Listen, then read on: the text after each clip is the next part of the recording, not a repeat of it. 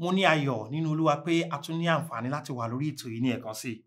Ẹ ṣé fún gbogbo ọkàn tí ó ń wá láti wá tẹ́tí sí òtítọ́ ọ̀rọ̀ Ọlọ́run lórí ètò yìí. Mo bẹ̀rẹ̀ ẹ̀kọ́ kan lórí ìkíyèsára ní ọ̀sẹ̀ tó kọjá. Ẹ̀kọ́ náà òun ni pé ká kíyèsára fún oríṣiríṣi nǹkan. Ọlọ́run fún mi lórí ọ̀fẹ́ láti lè ṣàlàyé ẹ̀ fún wa pé ọ̀pọ̀lọpọ̀ wa láti sọ ohun tó dànù nítorí àìkíyèsára. Ọ̀pọ̀lọpọ̀ wa láti dá wàhálà tó gálẹ̀ nítorí àìkíyèsára. Ọ̀pọ̀lọpọ̀ wa láti bọ́ sínú ìyọnu tí kò yẹ ká bọ́ sí nítorí àìkíyèsára. Mo fẹ́ kí a tún kọ́ ẹ̀kọ́ yìí lẹ́ẹ̀kan sí pé Ọlọ́run fẹ́ ká ṣe kí ni o, ká kíyèsára. Ìwé Mátíù orí 10. Ṣé rí àwọn ìkìlọ̀ yìí, Jésù Olúwa fúnra rẹ̀ ló fi ọ̀pọ̀lọpọ̀ wọn lélẹ̀. Mo sì fẹ́ kí a máa wò wọ́n ní ẹyọ kọ̀ọ̀kan. Ìwé Mátíù orí 10 ẹsẹ̀ 15 sí ẹsẹ̀ 20 ni mo fẹ́ kà lónìí. Mátíù orí 10 ẹsẹ̀ 15 sí ẹsẹ̀ 20. Bẹ́ẹ̀ ni lóòótọ́ ni mo wí fún yín, yóò sàn fún ilẹ̀ Sódómù àti Gòmórà ní ọjọ́ ìdájọ́ jù fún ìlú náà lọ. Wò ó, mo rán yín lọ gẹ́gẹ́ bí àgùntàn sáàárín ìkookò. Nítorí náà kí ẹ̀yin kí ó gbọ́n bí ejò, kí ẹ sì ṣe oníwà tútù bí àdàbà. Ṣùgbọ́n ẹ gbọ́ gbólóhùn yẹn ẹsẹ̀ 17, ẹ ṣọ́ra lọ́dọ̀ ènìyàn. Ẹ ṣọ́ra lọ́dọ̀ ènìyàn. Nítorí wọ́n ò fi yín lé àjọ ìgbìmọ̀ lọ́wọ́, wọ́n ò sì nà yín nínú sínágọ́gù wọn. A ó sì mú yín lọ síwájú àwọn baálẹ̀ àti àwọn ọba nítorí orúkọ mi fún ẹ̀rí sí wọn àti sí àwọn kèfèrí.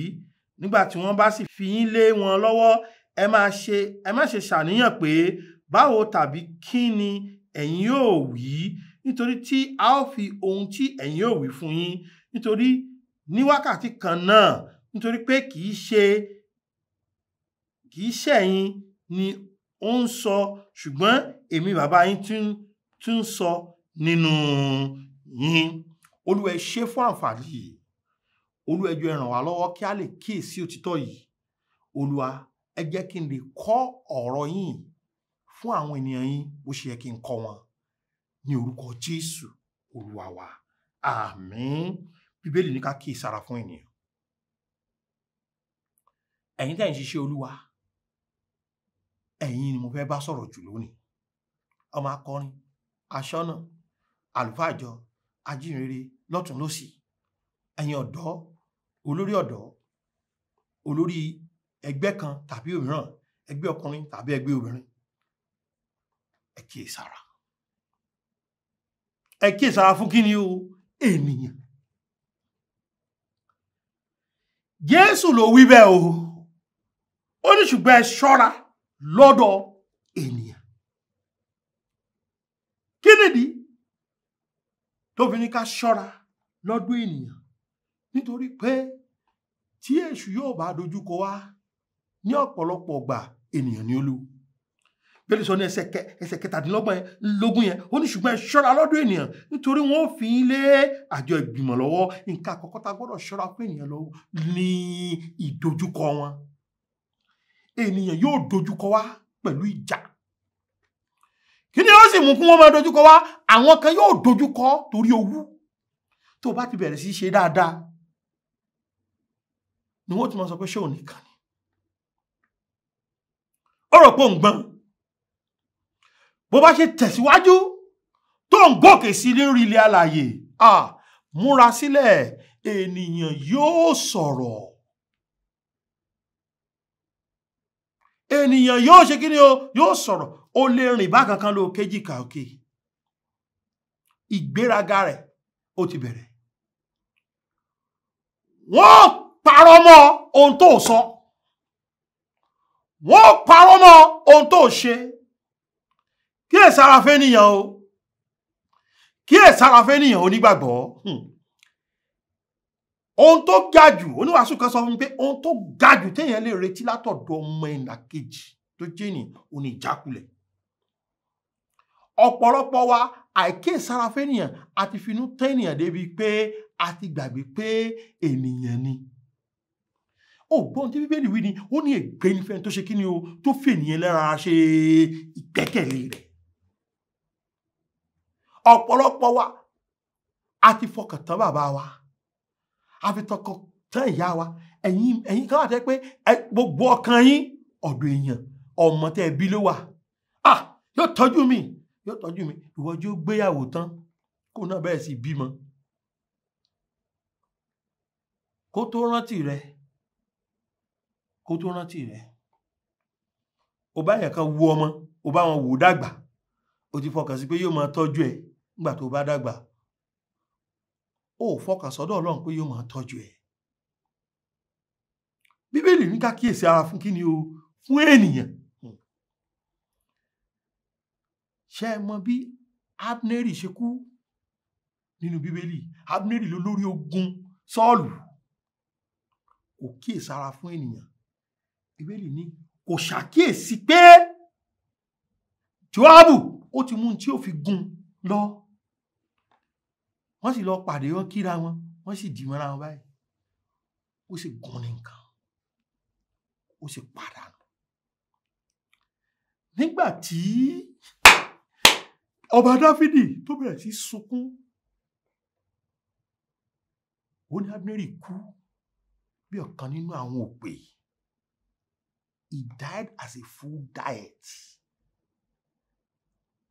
Bọ́ọ̀lù olórí ogun akọni nínú ìran Benjamini ló ṣe kú báwọn. Ó kú bí kíni o? Bí òpè. Lọ́dọ̀ tó fi kú bí òpè kò kíyèsára. Ọ̀pọ̀lọpọ̀ wa la ò ní ìkíyèsára rárá. Kò síbi tó ti lè jẹun, kò sóúnjẹ tó lè jẹ. Bàbá yàtọ̀ oúnjẹ ọ̀hún kó wá lè lo bóyá ìṣẹ́jú kan àbí ìṣẹ́jú àyá bíi 10 kó kàn fi sọ pé Olúwa yà á sí mímọ́.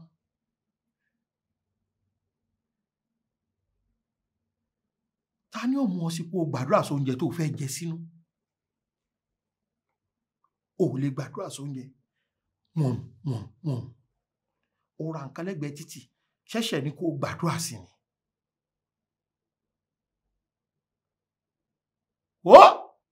Kíyèsára fún ìdojúkọ ènìyàn. Nǹkan kejì, kíyèsára fún ìyìn ènìyàn. Ìwọ tó ń ṣe dáadáa tí wọ́n ń kí pé kú iṣẹ́, èèyàn dáadáa ni ọ́, ọ̀gá ni ọ́, kinní kan ni ọ́, tí wọ́n ń gbógo fún ọ.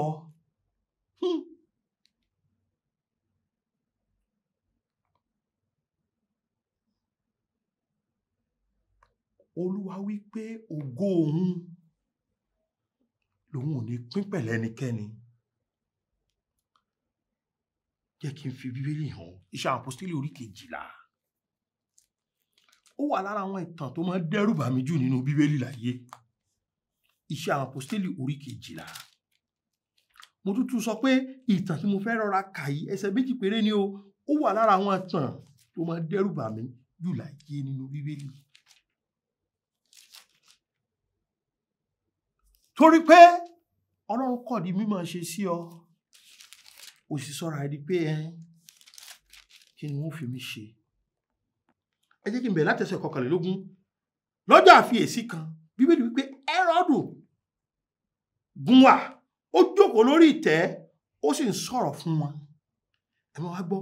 Bíbélì wá sọ pé àwọn ènìyàn sì hó wípé ohun Ọlọ́run ni, kì í ṣe ti ènìyàn.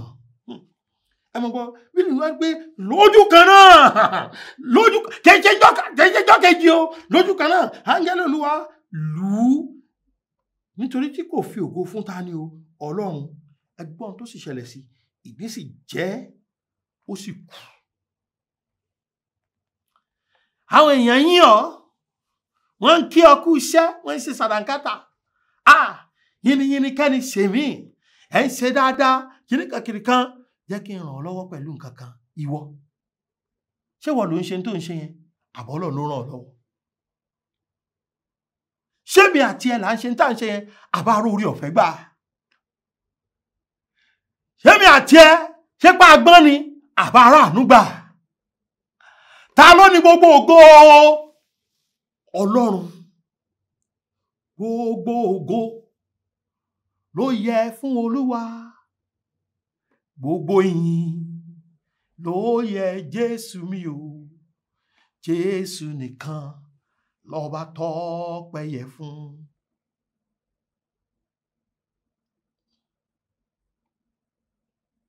Ó tí ì dé ipò pé òun fi ògo fọ́lọ́run. Bíbélì wípé agbéraga lọ́run wò lókèrè, ó túbọ̀ onírẹ̀lẹ̀. Bíbélì wípé ìgbéraga ní síwájú kí ni o ìparun. Tó bá ti bẹ̀rẹ̀ sí pé àwa la mọ̀ ọ́n ṣe, ìwọ ló mọ̀ ọ́n ṣe, ìwọ àbúrò àrùgbà. Tó bá ti bẹ̀rẹ̀ sí sọ pé mo mọ̀ ọ́n ṣe, ọ̀rẹ́ mi, òun súnmọ́ ní tó ṣẹlẹ̀ sẹ́rọ́dù. Torí àtèmi àti ẹ àjù báyìí lọ. Fọwọ́ láyà ṣe báyìí, má ṣe bẹ́ẹ̀ mọ́. Èèyàn mélòó ló lè dúró níbi táńgẹ́lì ti nàyàn tí ìdí sì ń jẹ́ lójú ẹsẹ̀? Kí lẹ rò pé gbogbo àwọn tí wọ́n ń sọ wípé ohun Ọlọ́run rèé, kí ni wọ́n ṣe? Wọ́n ò ti sá lọ. Kí ẹ̀ sára fẹ́nìyàn, má jẹ́ wọ́n tì ọ́ kó fi kọlu Ọlọ́run. Má jẹ́ wọ́n tì ọ́ kó fi máa gbògo Ọlọ́run. Ògo tó yẹ kó jẹ́ ti Olúwa kó jẹ́ ti ẹ. Olóore ọ̀fẹ́ láti jẹ́ ìránṣẹ́ Ọlọ́run. Àwọn èèyàn kí ọ lé epo, ó wá ń ṣe báyìí sí wọn. Àwọn tí èsì ẹgbẹ́ rẹ̀, èlò ló ná láti ṣe báyìí.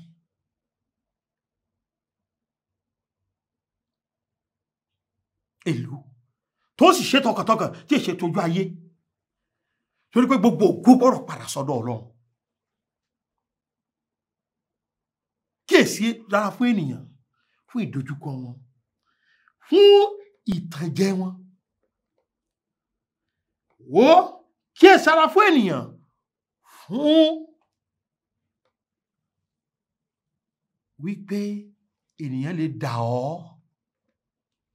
Pétérù ló wí fún Jésù pé ìwọ ni Kristi náà, ọmọ Ọlọ́run alààyè, àbí ta ló wí bẹ́ẹ̀ fún? Bóò ni ó ṣe wá jẹ́ pé láìpẹ́ láì jìnnà ní Jésù fi sọ pé padà lẹ́yìn mi Sátánì.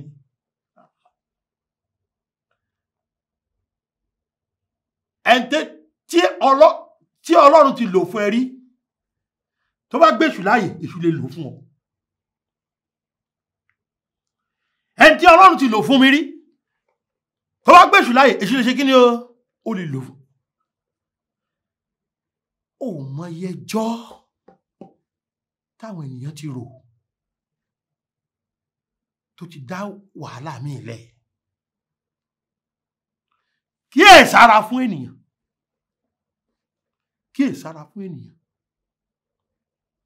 torí ènìyàn lọ́pọ̀lọpọ̀ gbà àti nípa ni wọ́n.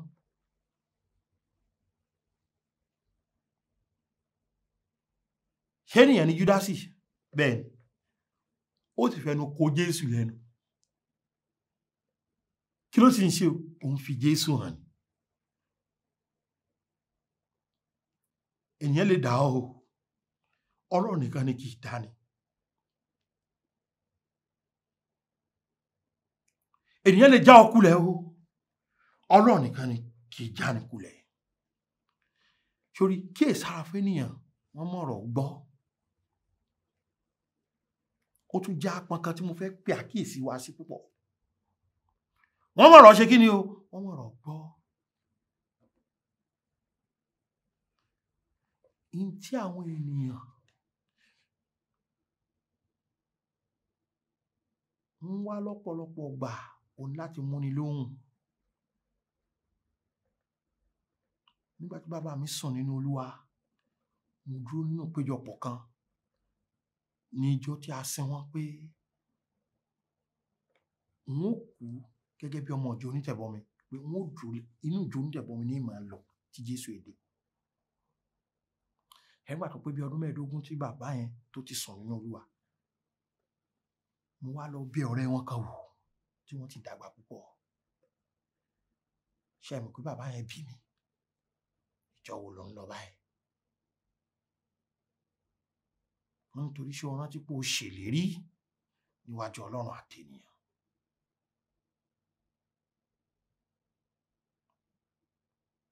Ọ̀pọ̀lọpọ̀ yín lẹ ti ṣèlérí níwájú Ọlọ́run àti èèyàn táwọn èèyàn kan sì ti tì yín pé kẹ́ni lé jáde lé. Ó ti gbà pé o ti sọ pé ní tibitire títí ikú yóò fi yà yín. Ṣé ó wí bẹ́ẹ̀ níwájú Ọlọ́run àti èèyàn? Ó wí bẹ́ẹ̀. Bó o lè yẹn ṣe wá tì ọ́ pé kó o lé jáde nílé tó sì lé jáde nílé. Àwọn èèyàn mọ̀rọ̀ gbọ́ o. Jésù nílò láti sọ fún àwọn ọmọ lẹ́yìn rẹ̀ pé tí wọ́n bá ti dèyìn tí wọ́n pè yín sẹ́jọ́, ẹ má ronú tẹ́sán. Òun Ọlọ́run sọ̀rọ̀ láti inú yín wá torí pé ọgbọ́n wa yóò já wa kulẹ̀. Ohun tá a sọ kò lè ṣiṣẹ́. Ṣùgbọ́n ṣe eré tí Jésù bá sọ láti inú ẹ̀ jáde yóò ṣiṣẹ́. Ṣé ẹ rántí pé nígbà táwọn èèyàn wá sọ̀rọ̀ Jésù tí wọ́n wá pè níjà pé iṣẹ́ ìránṣẹ́ Jòhánù onítẹ̀bọmi ṣé látọ̀dọ̀ Ọlọ́run ni àbí látọ̀dọ̀ èèyàn?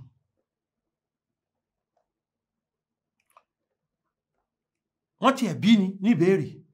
Òun náà wá bí wọ́n pé ṣé Jòhánù onítẹ̀bọmi ṣé látọ̀dọ̀ Ọlọ́run ni iṣẹ́ rẹ̀ àbí látọ̀dọ̀ èèyàn? Ṣé ẹ mọ̀ pé wọn ò lè dá lóhùn? Wọ́n mọ̀rọ̀ gbọ́. Ṣé ẹ mọ̀ tí wọ́n sọ? Tá a bá sọ pé látọ̀dọ̀ èèyàn ni, wọ́n bẹ̀rù àwọn èèyàn pé àwọn èèyàn ó lẹ́hùn lókù. Tẹ́ bá sọ pé Ọlọ́run gbé látọ̀dọ̀ Ọlọ́run ni, Jésù lè béèrè pé kí ló tẹ̀ wá gba tí Jòhánù ń sọ gbọ́. Torí Jòhánù sọ fún wọn pé òun ìṣá ṣe Mèsáyà náà. Ṣebí Jòhánù sọ fún wọn pé ẹ wo ọ̀dọ́ àgùntàn Ọlọ́run tó kó ẹ̀ṣẹ̀ aráyé lọ. Ṣé kí ìrànlọ́wọ́ kíyèsí ra fún èèyàn o. Ẹnu tí wọ́n bá fi sọ páyé adégún náà ni wọ́n fi sọ páyé adé òṣè kí ni o, adé òkun.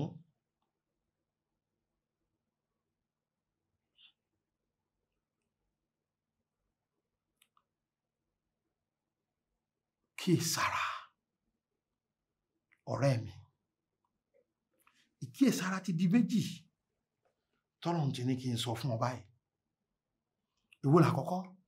Kíyèsára fún wòlíì èké. Wọ́n ó wá o, wọ́n sì ti pọ̀ o, wọ́n ń ṣiṣẹ́ ìyanu o, wọ́n wà láàrin àwọn ọmọ Ọlọ́run o, kò síbi tẹ́ ẹ̀ ti lè pàdé wòlíì èké o.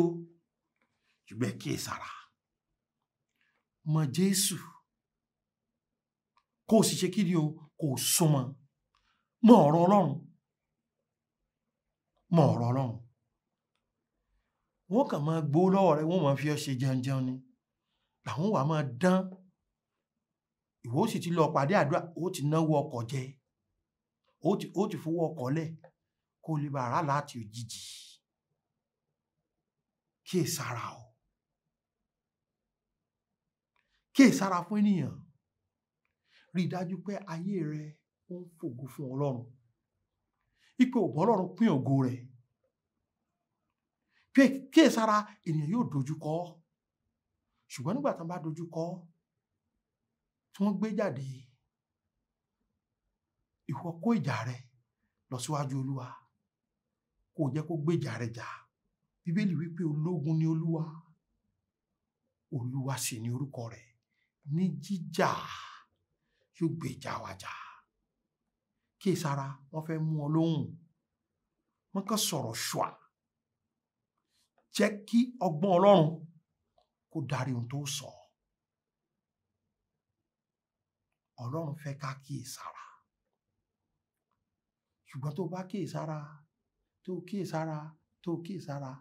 láyé yìí, tó bọ́ sọ́wọ́ èèyàn, tó bọ́ sọ́wọ́ wòlíì èké, tó tún lọ rán apáàdì, kì í ṣe pé bóyá o jèrè kankan o. Kó tiẹ̀ tó máa kíyèsára, kọ́kọ́ ní láti gba Jésù náà. ìgbàlà nínú Jésù nìkan ló mú èèyàn déjọba. Bàbá màmá, ẹ̀yin ọmọdé, ọkùnrin obìnrin, Jésù nífẹ̀ẹ́ mi àti yín débi pé nítorí ẹ̀ṣẹ̀ wa ló ṣe kú. Káwa aláìnírètí lè di ẹni tó nírètí. Káwa aláìní ìdánilójú lè di ẹni tó ní ìdánilójú. Káwa tá a jẹ́ ẹlẹ́ṣẹ̀ ká lè di ẹni tá a dáríjì.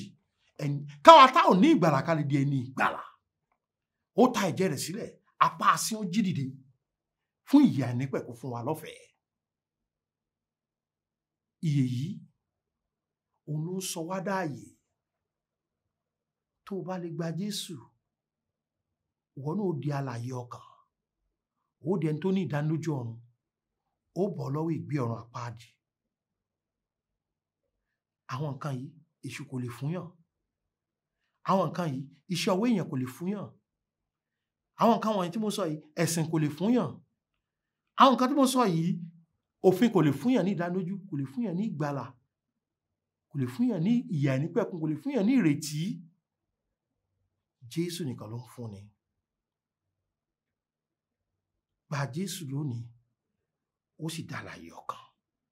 Tó bá fẹ́ gba Jésù, pè wá, tí ẹ lo ìwọ náà lo àkókò, pè wá, bó flash òun pè ọ́ padà lórí 070 3808 5652 070 3808 5652 àti 070 8768 2122 070 8768 2122 àti 070 5530 7492 070 5530 7492. Pè wá kó lémi náà fẹ́ gba Jésù. Wọ́n tó bá sì ti bọ́ sínú wàhálà torí àìkíyèsára, wá ìrànlọ́wọ́ lọ́dọ̀ Ọlọ́run. Mi ní parọ́, mo lè gbà ọ́ nímọ̀ràn ni kí n sì máa gbàdúrà pẹ̀lú rẹ̀. Mi lè fa ọ yọ nínú wàhálà kankan, ṣùgbọ́n Jésù lè fa ọ yọ. Wá ìrànlọ́wọ́ lọ́dọ̀ rẹ̀, yóò sì ṣàánú fún ọ. Àlàáfíà Ọlọ́run kó máa bá yín gbé. Ó dàbọ̀. Oore ọ̀fẹ́ ṣá ni ìgbẹ́kẹ̀lé mi, Jésù kò